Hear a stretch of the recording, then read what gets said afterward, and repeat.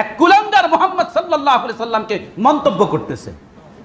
হ্যাঁ, সে নাকি আবার পুলিশ প্রশাসনে আছে। রাখে কিভাবে? যেখানে রাষ্ট্রধর্ম ইসলাম বলে সংবিধানে রয়েছে, সেই রাষ্ট্রের সংবিধানে ইসলাম থাকা সত্ত্বে রাষ্ট্রের যে প্রোপাগান্ডারা তারা কি করে একটা প্রশাসনের কর্মকর্তাকে এখন পর্যন্ত পদের মধ্যে বহাল রাখে? কর্মে কে উত্তম আল্লাহ তাদেরকে পরীক্ষা করবেন, আল্লাহ তাদের জিজ্ঞাসাবাদ করবেন, আল্লাহ তাদের এক্সাম নেবেন। মূলত জমিনের মধ্যে তাদেরকে পাঠানোই হয়েছে তাদের পরীক্ষা নেওয়ার জন্য, যে এই মানুষের মধ্য থেকে কে তার রবের গোলামি করে, রবের ইবাদত করে এবং ইবাদত করে আল্লাহ সুবহানাহু ওয়া তাআলার কাছে কর্মের দিক থেকে সবথেকে উত্তম এবং উদ্যে থাকে। এই জন্যই আল্লাহ তাআলা জমিনে প্রেরণ করেছেন কর্মে উত্তমতার পরিচয় দেওয়ার জন্য। আল্লাহ সুবহানাহু ওয়া তাআলা এই শুধু কর্মে উত্তম পরীক্ষা করবেন, কিন্তু কি কি কর্মগুলো উত্তম সিলেবাস দিলেন আল্লাহ। তাহলে কি কি কর্মগুলো উত্তম সেগুলো কি আল্লাহ জানিয়ে দিবেন না? সেগুলো তো আল্লাহ জানিয়ে দিবেন। কোরআনুল কারীমে আল্লাহ সুবহানাহু ওয়া তাআলা সূরাতুল কাহফের 110 নম্বর আয়াতের মাধ্যমে জানিয়ে দিয়েছেন। সূরাতুল ইসরা 23 নম্বর আয়াতে আল্লাহ সুবহানাহু ওয়া তাআলা জানিয়ে দিয়েছেন। সূরাতুল লুকমান 14 নম্বর আয়াত আল্লাহ সুবহানাহু ওয়া তাআলা জানিয়ে দিয়েছেন। সূরাতুন নিসা 36 নম্বর আয়াতে কারিমায় জানিয়ে দিয়েছেন। আমি আজকের খুতবার যতটুকু অংশ নিয়েছি ততটুকু থেকে বলেছি। এখন আল্লাহ সুবহানাহু ওয়া তাআলা খুতবার আর যেই উত্তম কর্মগুলোর আরও যেগুলো আছে সেগুলো পরবর্তীতে আগামী জুমায় আলোচনা হবে ইনশাআল্লাহ তাআলা। আল্লাহ সুবহানাহু ওয়া তাআলা সূরাতুল লুকমানে বলেন, আনিশকুরুলি, তোমরা আমার শুকর আদায় করো, আমার নিয়ামতের শুকর আদায় করো। আর কি করো? ওয়ালি ওয়ালিদাইক, এবং পিতামাতার আনুগত্য করো, পিতামাতার শুকর আদায় করো। পিতামাতা তোমাকে যেভাবে লালন পালন করেছে সেগুলো ভুলে যেও না, তাদের নিয়ামতের শুকর আদায় করো। সেজন্য কথার প্রসঙ্গে গত 2 দিন আগে এক ভাই তার পরিবার নিয়ে কথা বলতেছিলেন। তো একটা পর্যায়ে আমি বলে দিলাম, আল্লাহ সুবহানাহু ওয়া তাআলা আমার মস্তিষ্কে যতক্ষণ রাখেন, আমার ইলমের মধ্যে যতক্ষণ রাখেন, আমার কলবের মধ্যে যতক্ষণ আল্লাহ তাআলা স্মরণ করিয়ে দেন, আমি আপনাকে শোনানোর উদ্দেশ্যে বলছি না, জানানোর উদ্দেশ্য বলছি না, কিন্তু আপনার কথার প্রাসঙ্গিক ক্রমে আমাকে বলতে হচ্ছে যে ইনশাআল্লাহ তাআলা আমার বাবা ছোটবেলায় থাকতেই তার মা মারা যায়। আমার বাবার যখন বয়স 2 থেকে 2.5 বছর বয়স, তখনই আমার যে দাদি ছিলেন তিনি মারা গেছেন। তারপর আমার দাদা সেকেন্ড আমার দাদি নিয়ে আসলেন, সেখানে আমার বাবা বড় হলেন, আমার বড় ফুফু বড় হলেন, কিন্তু আমি তো আমার বাবাই তো আমার দাদিকে চিনে নাই। 2.5 বছর বয়সের একটা বাচ্চা তার মাকে কিভাবে চিনবে? হ্যাঁ, কিন্তু আমার জায়গা থেকে আমি দোয়া করি যে আমার দাদিকে, তা আমার দাদি বললে কে? তো তিনি আমার বাবাই তো আমার দাদি তার মাকে চিনতে পারেন না ভালোভাবে, কিন্তু আমি দেখেছি কখনো?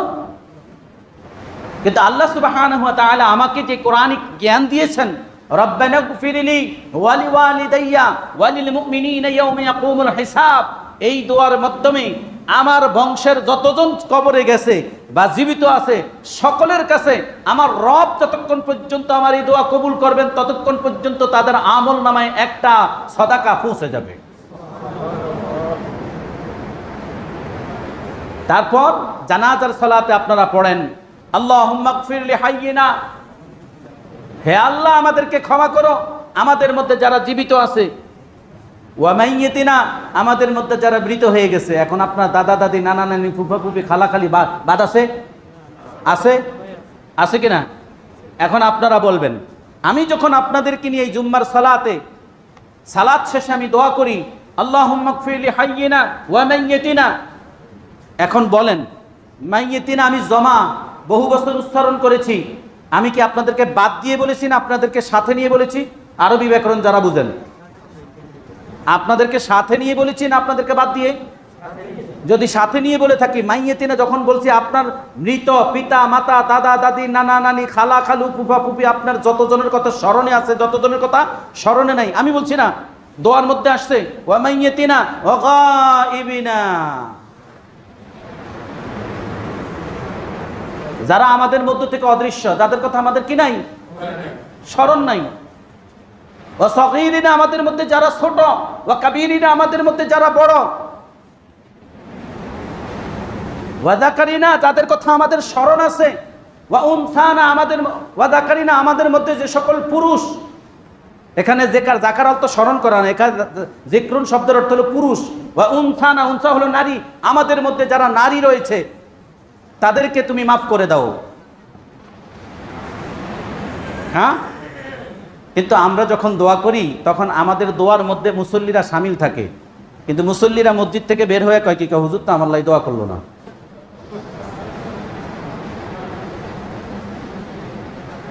হুজুর তো মুহাম্মদ সাল্লাল্লাহু আলাইহি ওয়াসাল্লামের প্রতি দরুদ পাঠায় না। হুজুর ডাইরেক্ট রাব্বানা আতিনা পড়িয়া শুরু করছে, আর সুবহানা রাব্বিকা রাব্বিল ইজ্জাত পড়ে শেষ করে দিছে, মুহাম্মদ সাল্লাল্লাহু আলাইহি ওয়াসাল্লামের প্রতি দরুদ পাঠায় না। বলেন না? আসলে এটা আপনাদের দোষ না, দোষটা হলো জানার দোষ, মানে আমরা জানি না। তাহলে যখন দোয়া শুরুতে লক্ষ্য করবেন, কে কি করে জানি না, বাট আমাকে বলছি, লক্ষ্য করবেন, আমি যখন দোয়া করি তখন সর্বপ্রথম পড়ি আলহামদুলিল্লাহ রাব্বিল আলামিন। সর্বপ্রথম কার প্রশংসা করেছি? তাহলে শুনে রাখুন কেন আমি আলহামদুলিল্লাহ দিয়ে শুরু করেছি। এটাই নবী করিম সাল্লাল্লাহু আলাইহি সাল্লামের একেবারে অকট্ট 100% খাঁটি সুন্নাত, খাঁটি নির্দেশনা। কেননা নবীজি সাল্লাল্লাহু আলাইহি সাল্লাম যখন উম্মার জন্য দোয়া করতেন, যখন খুতবা দিতেন, তখন তিনি হামদে সানা, আল্লাহ সুবহানাহু ওয়া তাআলার হামদ সানা পাঠ করে শুরু করতেন। আল্লাহ সুবহানাহু ওয়া তাআলার হামদ এবং সানা পাঠ করে শুরু করতেন।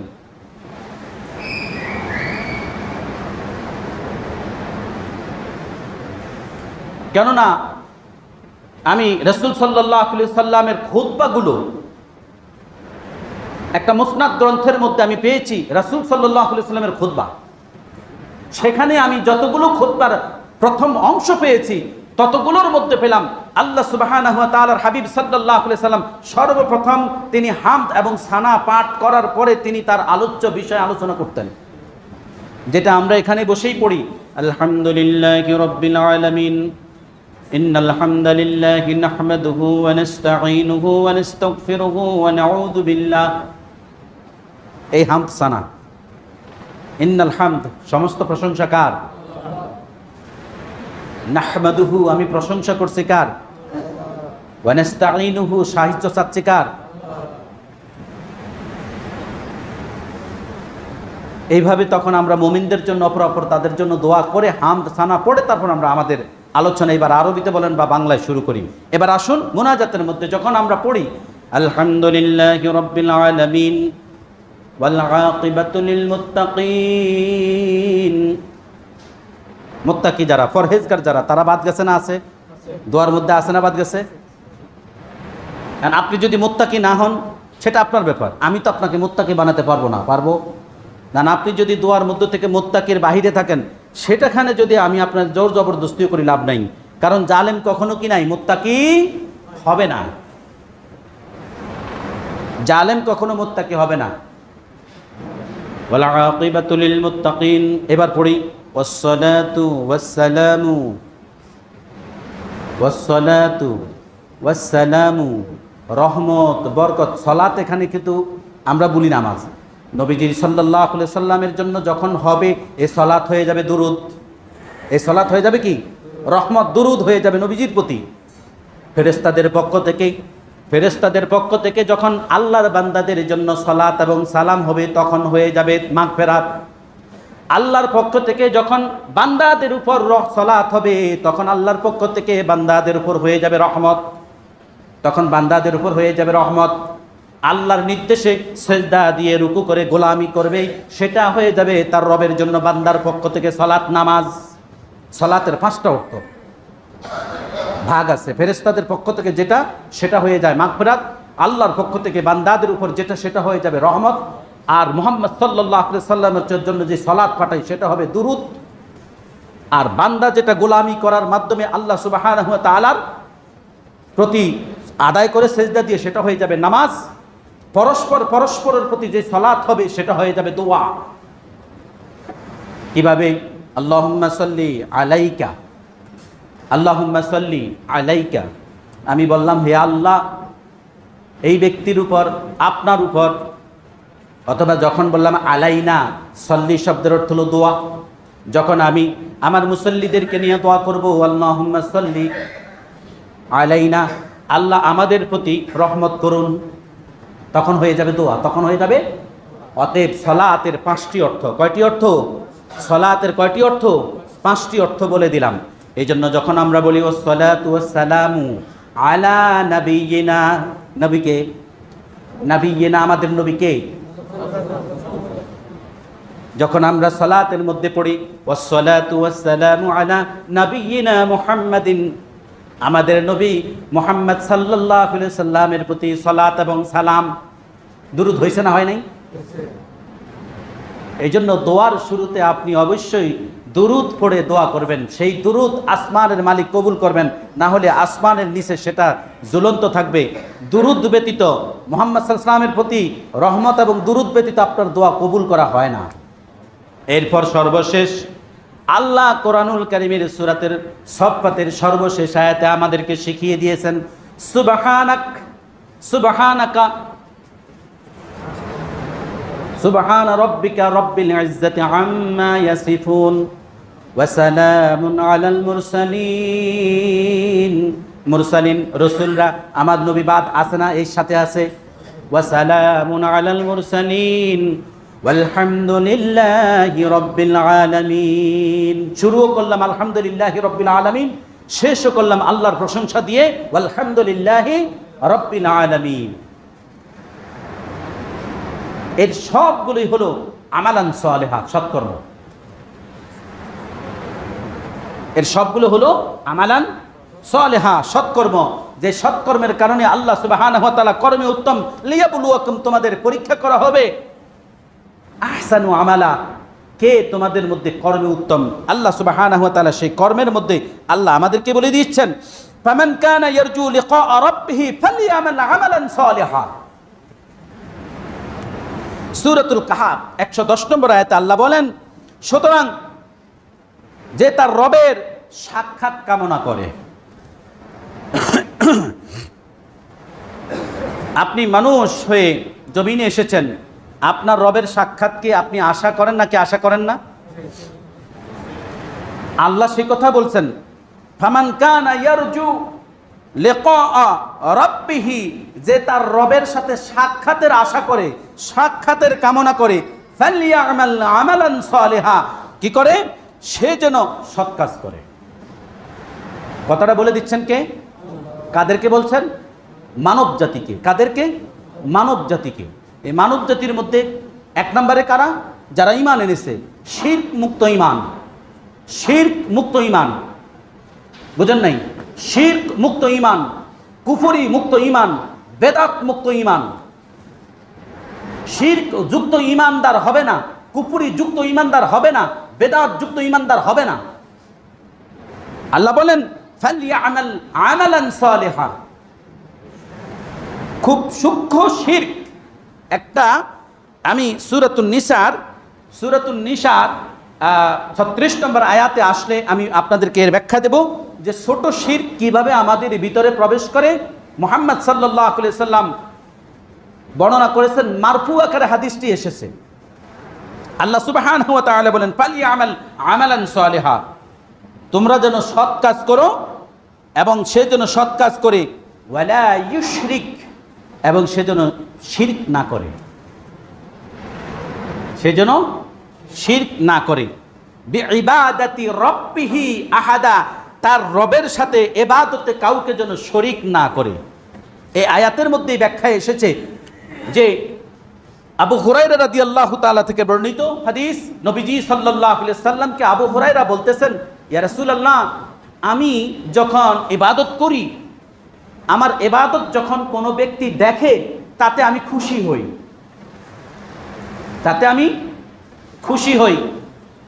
যেমন আপনি হজ করে আসছেন, এখন সকলের কাছে বলে বেড়াবেন, আরে ভাই আমি তো হজ করে আসলাম, এই যে সেদিন ফ্লাইট হলো সেদিন ফেরত আসলাম। অর্থাৎ আপনি নিজেই হজ করে আসছেন, এটা সবার কাছে কি করতেছেন? জাহির করতেছেন, প্রকাশ করতেছেন। আজকের ফজর পড়েননি, সারা সপ্তাহে সালাত আদায় করেননি, আজকে আপনি জুম্মার সালাত আদায় করে সারা সপ্তাহের সালাত উদ্ধার করে ফেলেছেন। এই জন্য জুম্মার সালাত আদায় করার পরপরই আপনি আপনার বন্ধু বান্ধব, আত্মীয় স্বজন কিংবা কাউকে না কাউকে আপনি ফোন দিয়েছেন, বা কেউ ফোন দিয়েছে, ভাই ফোন দিয়েছি ধরেন না কেন? কেন আজকে জানেন না জুমার দিন? আমি এইমাত্র জুম্মার সালাত পড়ে বের হইলাম, মোবাইল বন্ধ রাখছি, নামাজের মধ্যে কি মোবাইল খোলা রাখবো? আপনি বুঝেন না কিছু? এই আমি ভুল বলছি মনে হচ্ছে? মানুষ কি এভাবে কথা বলে না? হ্যাঁ, আমি কপি করছি আপনাদেরকে। আপনি কি জানেন না আমি সালাত আদায় করে বের হয়েছি?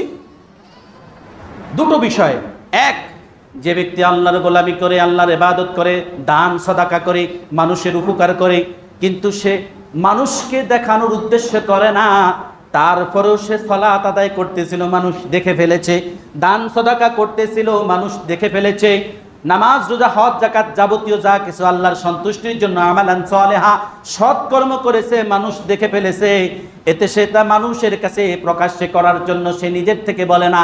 আল্লাহ রাব্বুল আলামিন মানুষ দেখার কারণে, মানুষ এইভাবে দেখার কারণে কিয়ামতের মাঠে তার পক্ষের সাক্ষী হয়ে গেল। আল্লাহ রাব্বুল আলামিন এই সাক্ষী হিসেবে 1 গুণ সওয়াব রেখে দিলেন, আর মানুষের কাছে প্রচার না করার কারণে আল্লাহ রাব্বুল আলামিন তাকে আর 1 গুণ সওয়াব দিলেন, অতএব তার 2 গুণ সওয়াব হবে। কয় গুণ? আর যে ব্যক্তি শুধু মানুষকে দেখানোর উদ্দেশ্যে সালাত আদায় করে, এক ব্যক্তি আল্লাহ রাসূল সাল্লাল্লাহু আলাইহি সাল্লামকে বললেন, ইয়া রাসূলুল্লাহ, আমি হজ করেছি, হজের ঘোষণা আমি মানুষের কাছে দিতে পছন্দ করি, আমি হজ করে এসেছি। হাদিসে আসছে, আব্দুল্লাহ ইবনে আব্বাস থেকে হাদিসটি এসেছে, ইয়া রাসূলুল্লাহ, আমি মানুষের মধ্যে আমি হজ করি বা হজের জন্য আমি দাঁড়িয়েছি, হজ করতে যাব, এই কথা আমি মানুষের কাছে প্রচার করতে পছন্দ করি। আল্লাহ রাসূল চুপ করে রইলেন। আল্লাহ রাসূল কি করলেন? চুপ করে রইলেন। তখন আল্লাহ রাসূল সাল্লাল্লাহু আলাইহি সাল্লাম বললেন, যদি তা লোক দেখানো হয় তা হবে তোমার রিয়া, আর এই রিয়া হলো ছোট শিরক। এটাও এক প্রকার শিরক, যে লোক দেখানোর উদ্দেশ্যে সালাত আদায় করা, লোক দেখানোর উদ্দেশ্যে দোয়া মুনাজাত করা, লোক দেখানোর উদ্দেশ্যে দান খয়রাত করা, লোক দেখানোর উদ্দেশ্যে, এমনকি আমার এই জুম্মার আলোচনাও যদি লোক দেখানোর উদ্দেশ্যে হয়, এটা হয়ে যাবে রিয়া, আর এই রিয়াটা হয়ে যাবে শিরক। আর এই শিরকযুক্ত আমার আলোচনা বান্দাদের কোনো উপকার, আল্লাহর বান্দাদের কোনো উপকারে আসবে না, মানুষের আমলের জন্য কোনো উপকারে আসবে না, না আমার জিন্দেগির জন্য কোনো উপকারে আসবে, না আমাকে জাহান্নামের আগুন থেকে বাঁচানোর জন্য আল্লাহর কাছে কোনো উপকারে আসবে। আমার সব কিছু হবে কার জন্য? কে এখানে সন্তুষ্ট হলো, কে এখানে রাজি হলো?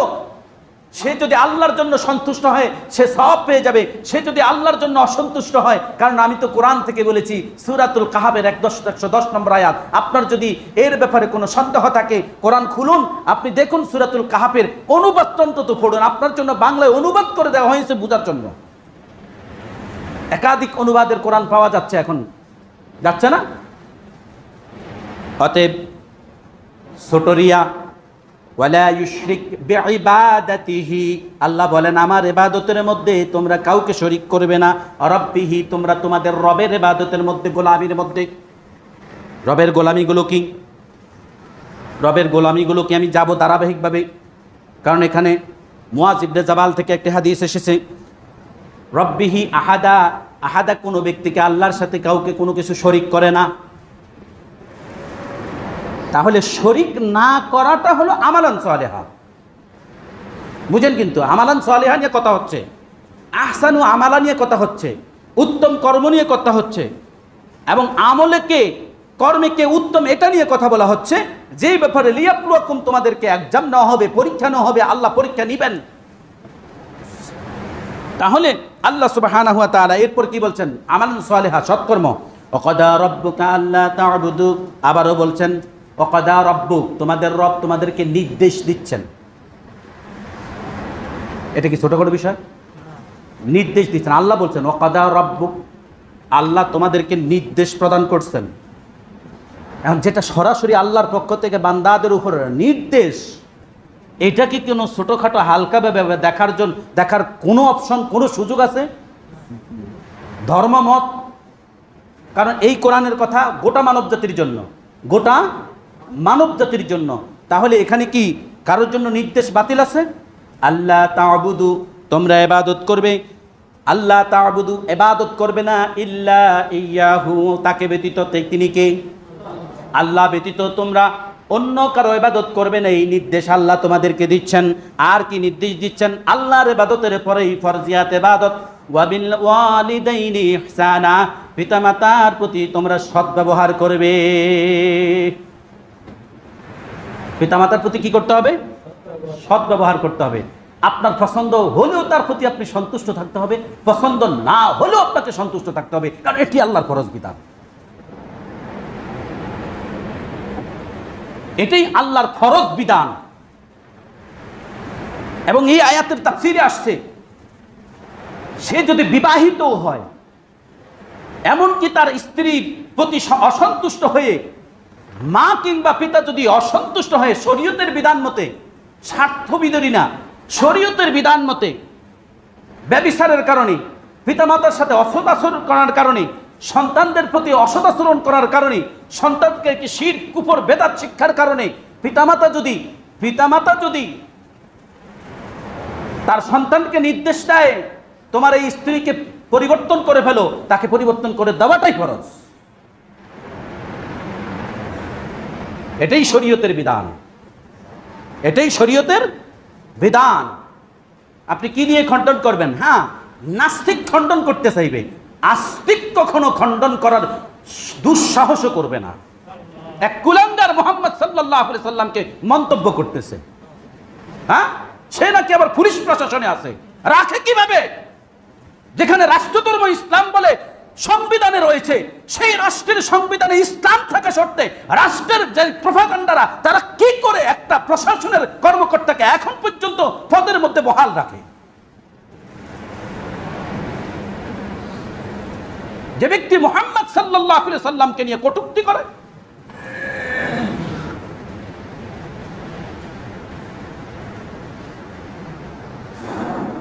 আল্লাহ এই জাতিকে হেদায়েত দান করুন। এরপর আল্লাহ সুবহানাহু ওয়া তাআলা বলেন, ওয়া বিল ওয়ালিদাইনি ইহসানা, পিতামাতার প্রতি আনুগত্য করতে হবে এবং পিতামাতার প্রতি সদ্ব্যবহার করতে হবে। নির্দেশ কার? এটা ফরজ না নফল?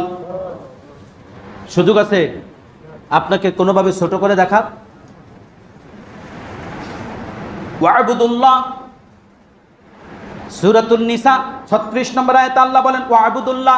আবার আল্লাহ বলেন, দেখেন আমালান সালেহা কি, আল্লাহ নির্দেশ দিচ্ছেন আল্লাহ ব্যতীত অন্য কারো ইবাদত করবে না। অতএব আল্লাহর ইবাদত করা এটাই হলো আমালান সালেহা। বুঝেন নাই? সৎকর্ম, আল্লাহর ইবাদত গোলামি করাটাই আমালান সালেহা, সৎকর্ম।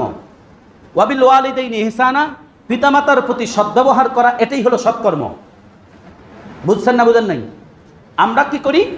আমালান সালেহা, সৎকর্ম, সৎকর্ম, এই সৎকর্ম। কিন্তু সৎকর্ম কি মানুষের জন্য কোনটা কোনটা, কি কি সৎকর্ম, এই আলোচনা সাধারণত করে না, দেখিয়ে দেয় না এটা সৎকর্ম, এটা সৎকর্ম, এটা সৎকর্ম, এটা সৎকর্ম, এটা সৎকর্ম। আপনি যে প্রাসঙ্গিক নিয়ে আলোচনা করেছেন, তার পরবর্তীতে প্রাসঙ্গিকগুলো নিয়ে আলোচনা করবেন, লোকেদের অন্তঃকরণে ঢুকে যাবে যে এই কি কি সৎকর্ম। আল্লাহ সুবহানাহু ওয়া তাআলা সূরাতুন নিসার 36 নম্বর আয়াতে আল্লাহ বলেন ওয়া'বুদুল্লাহ। তাছাড়াও সূরাতুল বাকারার 83 নম্বর আয়াতে আল্লাহ 8টা সৎকর্মের কথা বলেছেন। আল্লাহ তা'বুদু ইল্লা ইয়াহু ওয়া বিল ওয়ালিদাইনি ইহসানা, সেখানেও আল্লাহর ইবাদতের কথা বলেছেন, পিতামাতার প্রতি আনুগত্যশীল হতে বলেছেন। এভাবে মোট 8টা কথা আল্লাহ সুবহানাহু ওয়া তাআলা বলেছেন সূরাতুল বাকারা 83 নম্বর আয়াত। সূরাতুন নিসার 36 নম্বর আয়াতে আল্লাহ বলেন ওয়া'বুদুল্লাহ, আল্লাহর ইবাদত করবে। ওয়ালা তুশরিকু বিহি শাইআ, আল্লাহর সাথে তোমরা কাউকে শরীক করবে না। তাহলে ইবাদত করবেন কার জন্য? লোক দেখানোর উদ্দেশ্যে? লোক দেখানোর উদ্দেশ্যে? জুমার সালাত আদায় করেছেন তাই প্রচার করার জন্য? হজ করে এসেছেন মানুষের কাছে প্রচার করার জন্য? হ্যাঁ, জুম্মার সালাত আদায় করার পরে কয়েকজনকে নিয়ে সেলফি তুলে পোস্ট করছেন জুম্মা মুবারক। এটা আরেকটা মানসিক সমস্যা। মানসিক রোগ। যেটা আল্লাহর জন্য করবেন, বিশ্বাস করবেন, ওটা করার জন্য আপনার ওই ধরনের চিন্তা ধ্যান ধারণা আসবেই না। এটা আসবেই না। আর যেটা আল্লাহর জন্য হবে না, শয়তান দ্বারা পরচিত আপনি, ওটা আপনার প্ররোচনামূলক আল্লাহর সাথে রিয়া করার জন্য, আল্লাহর সাথে অহংকার করার জন্য, শিরক, এই ছোট শিরক ঢুকানোর জন্য শয়তান আপনাকে পরচিত করেছে, আপনি সেই দিকে ঝুঁকে পড়েছেন। অথচ আল্লাহ একাধিক আয়াত আল্লাহ আপনাকে বলছেন ওয়াবুদুল্লাহ, আল্লাহর ইবাদত করবে। আর কি করবে? ওয়ালা তুশরিকু বিহি শাইআ, আল্লাহর সাথে দুনিয়ার কোনো কিছু, কোনো বস্তু, শাইউন মানে বস্তু, শাইউন মানে কিছু, বস্তু, কোনো কিছুর সাথে, কোনো বস্তুর সাথে আল্লাহর সাথে শরীক স্থাপন করা যাবে না। এরপর আল্লাহ বলেন, এখানেও বলছেন ওয়াবিল ওয়ালিদাইনি ইহসানা। চিন্তা করেন তো, সূরাতুন নিসা 36 নম্বর আয়াতে আল্লাহর ইবাদতের পরেই কার জায়গা রাখছে? কার জায়গা বুঝেন না এখনো? পিতামাতার ওয়াবিল ওয়ালিদাইন, বিররুল ওয়ালিদাইন, ওয়াবিল ওয়ালিদাইন, পিতামাতা, বিল ওয়ালিদাইন, ওয়াবিল ওয়ালিদাইন, বিররুল ওয়ালিদাইন, সব পিতামাতার কথা। এখানেও আল্লাহর ইবাদতের প্রতি পিতামাতার জায়গা রেখে দিয়েছেন আল্লাহ সুবহানাহু ওয়া তাআলা। তাহলে এবার দেখুন তো, পিতামাতার স্থান সন্তানের কত ঊর্ধ্বে।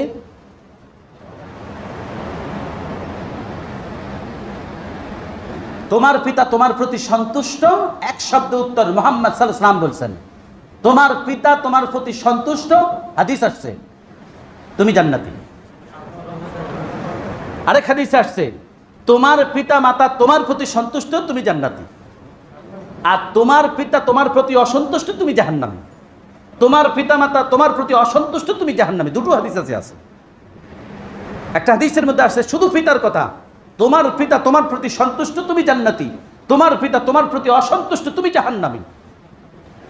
বুখারী খোলেন, মুসলিম খোলেন, তিরমিজি খোলেন, নাসাই খোলেন, রিয়াদুস সালিহিন খোলেন, এই হাদিসগুলো আসছে পিতামাতার হকের অধিকারের বিষয়।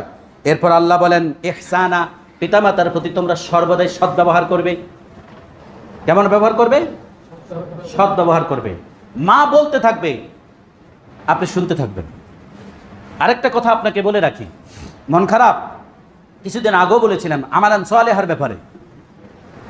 আপনার মন খারাপ, শরীরে স্বস্তি নাই, কর্মে আপনার বরকত নাই, মায়ের সাথে 2-3 দিন কথা বলেন নাই, একটু মায়ের সাথে নরম সুরে কথা বলে দেখেন। আল্লাহ সুবহানাহু ওয়া তাআলা মায়ের অন্তরের সাথে দোয়ার যে কি কানেক্টেড রাখছে, মা সন্তুষ্ট হয়ে যদি ছেলের প্রতি একবার বলি বাবা আল্লাহ তোমার প্রতি রহম করুক, ক্ষমা করুক, এই কথা বলতে দেরি আমার রব কবুল করতে দেরি হয় না। আমার কথা না, আপনি কোরআনের এই যে তাফসিরগুলো আছে আপনি ঘেটে দেখুন।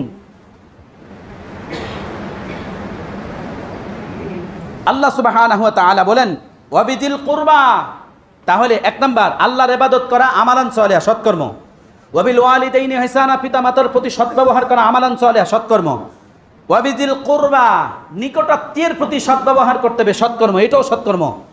ওয়াল ইয়াতামা, ইতিমদের প্রতি, পিতৃহীন এতিমদের প্রতি সদ্ব্যবহার করতে হবে, এটাও সৎকর্ম। ওয়াল মাসাকিন, দরিদ্র, অসহায়, নিঃস্ব, অর্থাৎ মিসকিন তাদেরকে বলা হয়, বুঝে নেন, ফোকারা আর মিসকিনের পার্থক্য আলাদা। মিসকিন তাদেরকে বলা হয় যার সামান্য আছে, যেটা দিয়ে তার প্রয়োজন পূরণ হয় না। তার সামান্য রয়েছে যেটা দিয়ে তার প্রয়োজন পূরণ হয় না, কিন্তু কারো কাছে সে হাতও পাতে না, কারো কাছে সে হাতও পাতে না, এই ব্যক্তি হলো মিসকিন। এই জন্য মিসকিনদেরকে খোঁজ করে দিয়ে আসার জন্য নবীজি সাল্লাল্লাহু আলাইহি ওয়াসাল্লাম নির্দেশ দিয়েছেন।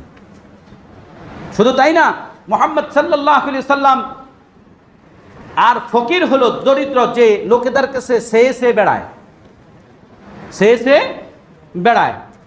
সে দরিদ্র।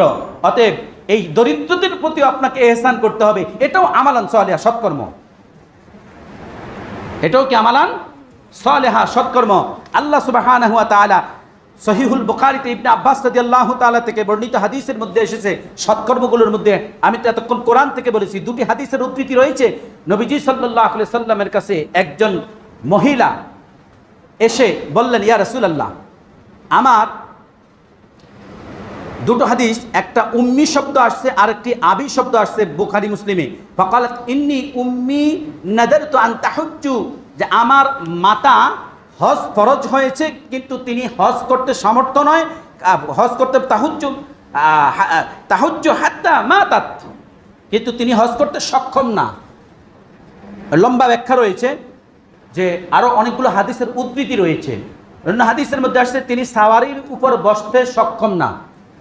আরেকটা হাদিসের মধ্যে আসছে আমার মাথা হজ ফরজ হয়েছে কিন্তু তিনি হজ করতে সক্ষম নয়, তিনি হাঁটতে পারবেন না। আল্লাহ রসুল সাল্লাল্লাহু আলাইহি সাল্লাম তিনি জিজ্ঞেস করলেন, আমি কি আমার মাতার পক্ষ থেকে হজ করে দিতে পারি? ক্বালা, নবীজি সাল্লাল্লাহু আলাইহি সাল্লাম, নাআম, হ্যাঁ, হুজ্জি আনহা, তুমি তার পক্ষ থেকে হজ আদায় করো। নবীজি অনুমতি দিয়েছেন। এর কারণেই বদলি হজ এসেছে, এর কারণেই বদলি হজ এসেছে, এর কারণেই বদলি ঋণ আসছে। যে আপনার পিতা মারা গিয়েছে, ঋণ রেখে গিয়েছে, আপনার জন্য যা রেখে গিয়েছে পিতার ঋণ পরিশোধ করা সন্তানের উপর ওয়াজিব, আবশ্যক। আর এখন সন্তান বলে কি, বাপের ঋণ বাপে রেখে গেছে, আমি কেন দেব? আছে না নাই? হ্যাঁ, আপনি এটা ভাইবেন না, কারণ আপনি কিন্তু ভোগ করতেছেন কার সম্পদ, কার ঘরে আপনি থাকতেছেন, কার রেখে যাওয়া সম্পদের উপর। পিতার মৃত্যুর পর সন্তানই ওয়ারিশ, এটা যেমন আল্লাহর বিধান। অতএব পিতার ইন্তেকালের পরে পুত্রই পিতার ঋণ পরিশোধ করবে, এটাও আল্লাহর বিধান। আর এই ঋণ পরিশোধ করাটাই হলো আমালান সালেহা, বুঝেন নাই? এবং পিতার পক্ষ থেকে হজ আদায় করে দেওয়াটাই হলো আমালান সালেহা, সৎকর্ম। আল্লাহ সুবহানাহু ওয়া তাআলা তার হাবিব সাল্লাল্লাহু আলাইহি সাল্লাম বলেন, আরাইতি লাউ কানা আলা উম্মিকি দাইনুন আকুনতি কদি তাহা। এর পরবর্তী হাদিসে আসছে আল্লাহ রসুল সাল্লাল্লাহু আলাইহি সাল্লাম মুআজ ইবনে জাবালকে বলেন, আন ইবনে আব্বাস রাদিয়াল্লাহু তাআলা আনহু আন্না রাসূলুল্লাহ সাল্লাল্লাহু আলাইহি সাল্লাম বাআসা মুআজা ইলাল ইয়ামিন, বাআসা প্রেরণ করেছিলেন, এটা মাজির সিগা। বাআসা ইলাল ইয়ামিনি ফাকাল, মুআজ ইবনে জাবালকে ইয়েমেনে প্রেরণ করলেন। এটা কিন্তু আপনাদের দায়িত্ব সকলের। এই হাদিসের আমল কিন্তু রাষ্ট্রের দ্বারা দায়িত্বে আছেন, এবং কি আপনি সমাজের দায়িত্বে আছেন, পরিবারের দায়িত্ব, সমষ্টিগত টপ টু বটম সকলের দায়িত্ব। মুআজ ইবনে জাবালকে ইয়েমেনে প্রেরণ করছেন, বুঝে নেন, ইয়েমেনে প্রেরণ করেছিলেন। কেন প্রেরণ করেছিলেন? মুহাম্মদুর রাসূলুল্লাহ সাল্লাল্লাহু আলাইহি সাল্লাম বলেন, ইন্নাকা তা'তি কওমান মিন আহলিল কিতাব, আমি তোমাকে এমন এক কওমের নিকট পাঠাইতেছি যারা আহলে কিতাব, যারা অর্থাৎ পূর্ববর্তী কিতাবের বিশ্বাসী। আহলে কিতাব পূর্ববর্তী কিতাবের বিশ্বাসী, ইয়েমেনে তাদের কাছে আমি প্রেরণ করছি। ফাদউহুম ইলা শাহাদাতিন আন লা ইলাহা ইল্লাল্লাহ, এটা আপনিও করতে হবে, কারণ আপনাকে জমিনে কে পাঠাইছেন? আল্লাহ। আর রাসূলের রেখে যাওয়া সুন্নাহগুলো, দাওয়াতগুলো আপনাকে কি করতে হবে? পৌঁছাইতে হবে। তাই এটা আপনাকে পৌঁছাইতে হবে যে আল্লাহ রাসূল সাল্লাল্লাহু আলাইহি ওয়াসাল্লাম ফাদউহুম ইলা শাহাদা, তুমি লোকদেরকে আহ্বান করবে, এই বলে সাক্ষ্য দিবে আল্লাহ ব্যতীত কোনো ইলাহ নাই। এখন আপনি কয়দিন পারছেন অমুসলিম মুসলিম, যে আল্লাহকে বিশ্বাস করে না, যে সালাত আদায় করে না, যে যাকাত দেয় না, যে হজের ফরজ হওয়ার পরেও করে না, আপনি কয়দিন তাদেরকে দাওয়াত দিয়েছেন এই নির্দিষ্ট আপনার জন্য? শাহাদাতিন আল্লাহ ইলাহা ইল্লাল্লাহ, আল্লাহ ব্যতীত কোনো ইলাহ নাই, ওয়া আন্না মুহাম্মাদুর রাসূলুল্লাহ, মুহাম্মদ সাল্লাল্লাহু আলাইহি সাল্লাম আল্লাহর রাসূল। এই কথার ঘোষণা দিতে হবে, আহ্বান করতে হবে, দাওয়াত দিতে হবে। ফাইনহুম আতাউ লিযালিক, তারা যদি এইটা গ্রহণ করে নেয়, এই আহলে কিতাবরা যদি এই দাওয়াত গ্রহণ করে নেয়, তাহলে কি করবে? ফাআলিমহু, তুমি তাদেরকে জানিয়ে দিবে, আন্নাল্লাহ ক্বাদ ফারাদা আলাইহিম খামসা সালাতিন ফিল ইয়াউমি ওয়া লাইলা, আল্লাহ সুবহানাহু ওয়া তাআলা রাত এবং দিনে তোমাদের উপর 5 ওয়াক্ত নামাজ ফরজ করেছেন, এই ঘোষণা তাদেরকে দিবে। এরপর মুহাম্মদ সাল্লাল্লাহু আলাইহি ওয়াসাল্লাম বলেন, ফাইনহুম আতাউকা লিযালিক, তারা যদি এটাও গ্রহণ করে নেয়, ফালিমহু, তুমি তাদেরকে জানিয়ে দাও, আন্নাল্লাহ ক্বাদ ফারাদা আলাইহিম সাদাকা, আল্লাহ তোমাদের উপর সাদাকাতুল যাকাত তোমাদের উপর ফরজ করেছেন। ক্বাদ ফারাদা, অবশ্যই ফরজ, আলাইহিম সাদাকা, তোমাদের উপর সাদাকা প্রদান করা, তুখাজু মিন আগনিয়াইহিম, যা দরিদ্রদের কাছ থেকে তুমি গ্রহণ করবে, ফাতুরাদ্দু ফি ফুকারাইহিম, এবং ফুকারা বুঝতে পারছেন তো, দরিদ্রদের মাঝে তুমি সেটা বন্টন করে দিবে। ধনীদের কাছ থেকে গ্রহণ করবে দরিদ্রদের মধ্যে সেটা কি করবে? বন্টন করে দিবে। ইয়েমেনে প্রেরণকারী মুআয ইবনে জাবালকে এই নসিহত করেছেন। অতএব এই নসিহত আল্লাহর হাবিব সাল্লাল্লাহু আলাইহি ওয়াসাল্লাম সাহাবায়ে কেরামকে দিয়ে গেছেন। এটা ওই পর্যন্ত সীমাবদ্ধ না, কিয়ামত অবধি পর্যন্ত উম্মতে মুহাম্মাদের উপর এটা জারি থাকবে।